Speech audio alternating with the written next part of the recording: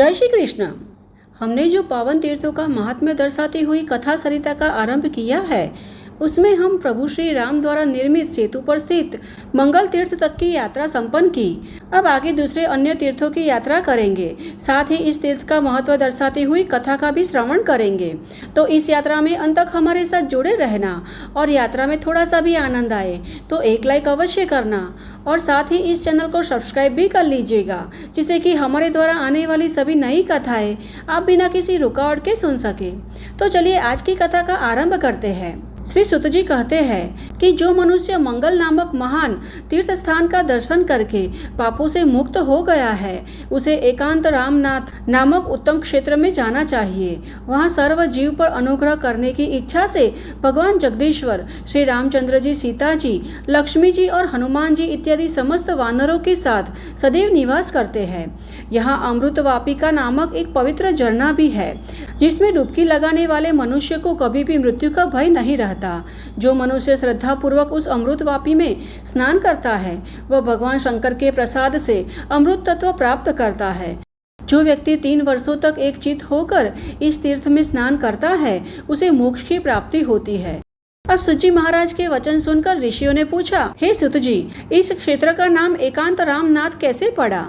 तब श्री सुत जी ने कहा, पूर्व काल में दशरथ नंदन प्रभु श्री राम सुग्रीव, विभीषण, लक्ष्मण और बुद्धिमान हनुमान जी के साथ सभी वानरों द्वारा निर्मित सेतु पर समुद्र के बीच एकांत स्थान पर मन ही मन सीता जी का चिंतन करते हुए कुछ चर्चा करने लगे। उस समय समुद्र अपनी ऊंची लहराइयों के साथ जोर से गरजने लगा। उसकी भयानक आवाज और तेज होती गई, जिससे श्री रामचंद्र जी और अन्य सभी एक दूसरे की बातें नहीं सुन सके।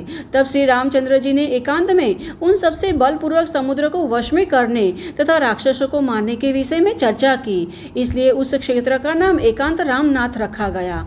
आज भी उस स्थान पर समुद्र का पानी स्थिर एवं शांत दिखाई देता है।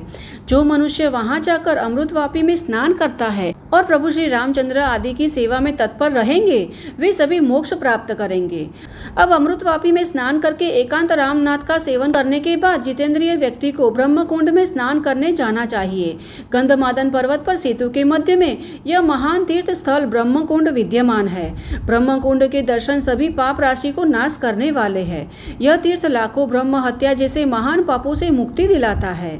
ब्रह्मकुंड की भस्म का जो त्रिपुंड धारण करता है, मोक्ष उसके हाथों में ही होता है।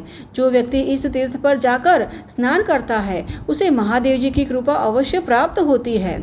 जो व्यक्ति एक बार ब्रह्मकुंड में स्नान कर लेता है, उसके लिए मोक्ष धाम के द्वार सदैव के लिए खुल जाते हैं। यह उत्तम कुंड देवता, मनुष्य और मुनीश्वरों के द्वारा पूजनीय, समस्त जीवों को संसार बंधन से मुक्ति प्रदान करने वाला, शुभ कारक, सर्व पाप हारक तथा संपूर्ण मनोरथों को पूर्ण करने वाला है। अब परम पवित्र ब्रह्म कुंड में स्नान करके मनुष्य को एक निष्ठ मन से हनुमंत कुंड में जाना चाहिए। पूर्व काल में जब समस्त राक्षसों के मारे जाने के बाद युद्ध समाप्त हो गया और श्री रामचंद्र जी आदि लंका से गंधमादन पर्वत पर लौट आए, तब पवन पुत्र हनुमान जी ने समस्त जीवों का कल्याण करने हेतु अपने नाम से एक महान तीर्थ का निर्माण किया, जो सब तीर्थों में श्रेष्ठ है। इसमें स्नान करने से शिव का साक्षात धाम प्राप्त होता है। प्राचीन काल में धर्मशक नाम का एक प्रसिद्ध राजा राज्य करता था। वह शत्रु विजयी, परम धार्मिक, अपनी प्रजा के प्रति समर्पित और धर्मी था और उनकी 100 पतिव्रता पत्नियां थीं, किंतु राजा के वंश को आगे बढ़ाने के लिए एक भी पुत्र नहीं था। तब राजा ने ब्राह्मणों से कहा कि हे विप्रवरों, मैंने बहुत सोच विचार कर 100 स्त्रियों से विवाह किया है। अब उन सबके साथ रहते हुए मैं वृद्ध हो गया हूँ, अतः कृपया मुझे बताइए कि किस उपाय से मुझे बहुत से पुत्र प्राप्त हो। मेरी प्रत्येक पत्नियों को एक गुणवान पुत्र हो, ऐसा कोई उपाय बताइए। भले ही कार्य चाहे कितना ही छोटा बड़ा हो या कठिन हो, यदि इससे यह कार्य सिद्ध होता हो तो मैं इसे अवश्य करूँगा। अब राजा के इस प्रकार पूछने पर सभी महापुरुष और पुरोहितों ने मिलकर जो निश्चय किया था, वह अपने अपने विचार प्रकट करते हुए कहा कि हे राजन, यह गंधमादन नामक एक पवित्र पर्वत है, जो दक्षिणी महासागर के मध्य में एक सेतु के रूप में विद्यमान है। यहाँ लोक प्रसिद्ध हनुमान कुंड है, जो महान दुखों का नाश करने वाला तथा स्वर्ग और मोक्ष के फल देने वाला है। यह नरक के कष्टों तथा दरिद्रता को दूर करने वाला है। यह पुत्रहीन मनुष्य को पुत्र प्राप्ति का वरदान देने वाला है। इसलिए वहाँ संयम पूर्वक स्नान करके एक निष्ठ मन से उस तीर्थ के तट पर पुत्रेष्टि यज्ञ करवाइए। इससे आपकी 100 पत्नियों में से प्रत्येक को एक एक पुत्र की प्राप्ति होगी। अब यह सुनकर राजा धर्मशक अपनी पत्नियों, मंत्रियों, सेवकों और पुरोहितों के साथ यज्ञ की आवश्यक सामग्री लेकर दक्षिणी महासागर के तट पर गंधमादन पर्वत पर गए। वहां उन्होंने सैनिकों के साथ हनुमान कुंड में जाकर स्नान किया। इस प्रकार उन्होंने इस स्थान पर 1 माह तक रहकर प्रतिदिन स्नान किया। फिर जब वसंत ऋतु आई तो चैत्र माह में राजा ने पुरोहितों के साथ मिलकर पुत्रेष्टि यज्ञ शुरू किया और ब्राह्मणों और पुरोहितों ने सभी अनुष्ठान औपचारिक तरीके से संपन्न करवाया। जब राजा का यज्ञ समाप्त हो गया तब पुरोहितों ने यज्ञ के हविष्ट के बचे हुए भाग को राजा की सभी पत्नियों के बीच में बांट दिया। तत्पश्चात राजा धर्मशक ने अपनी 100 पत्नियों के साथ यज्ञ स्नान किया और ऋत्विजों को बहुत सी दक्षिणा भी दी। इस प्रकार यज्ञ पूर्ण करने के पश्चात धर्मात्मा राजा अपनी मंत्रियों, परिवार और पत्नियों सहित प्रसन्नतापूर्वक अपनी राजधानी में वापस आ गया। और कुछ ही समय के पश्चात जब 10 महीने बीत गए, उन 100 स्त्रियों ने 100 गुणवान पुत्र को जन्म दिया। सूत जी कहते हैं कि हे ब्राह्मणों, जब सभी पुत्र बड़े हो गए तो राजा ने राज्य उन्हें सौंप दिया और अपनी पत्नियों के साथ गंधमादन पर्वत पर हनुमान कुंड के तट पर जाकर तपस्या करने लगे। इस प्रकार भगवान शंकर का ध्यान करते हुए तपस्या में तत्पर होकर राजा ने वहां अपने शेष समय बिताया।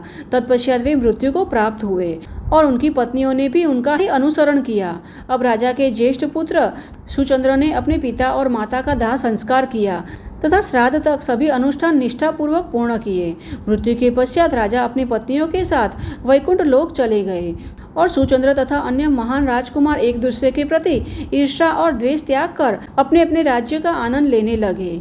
इसलिए सभी मनोकामनाओं की पूर्ति के लिए हनुमान जी के कुंड में स्नान करना चाहिए। अब हनुमान कुंड में स्नान करने के पश्चात एक निष्ठ मन से अगस्त्य तीर्थ पर जाना चाहिए। इस तीर्थ स्थल का निर्माण वास्तव में अगस्त्य जी ने ही करवाया था। एक समय अगस्त्य जी दक्षिण देश में भ्रमण करते हुए गंधमादन पर्वत पर पहुंचे थे। वहां गंधमादन की महानता को जानकर महर्षि अगस्त्य ने उनके नाम पर इस महान तीर्थ का निर्माण करवाया और आज भी महर्षि अगस्त्य अपनी पत्नी लोपामुद्रा के साथ वहीं रहते हैं। इसमें स्नान करने और जल पीने से मनुष्य का पुनर्जन्म नहीं होता। तो चलिए आज की यात्रा को हम यहीं पर आराम देते हैं और इस यात्रा को आगे बढ़ाने के लिए फिर से मिलते हैं। तब तक के लिए जय श्री कृष्णा।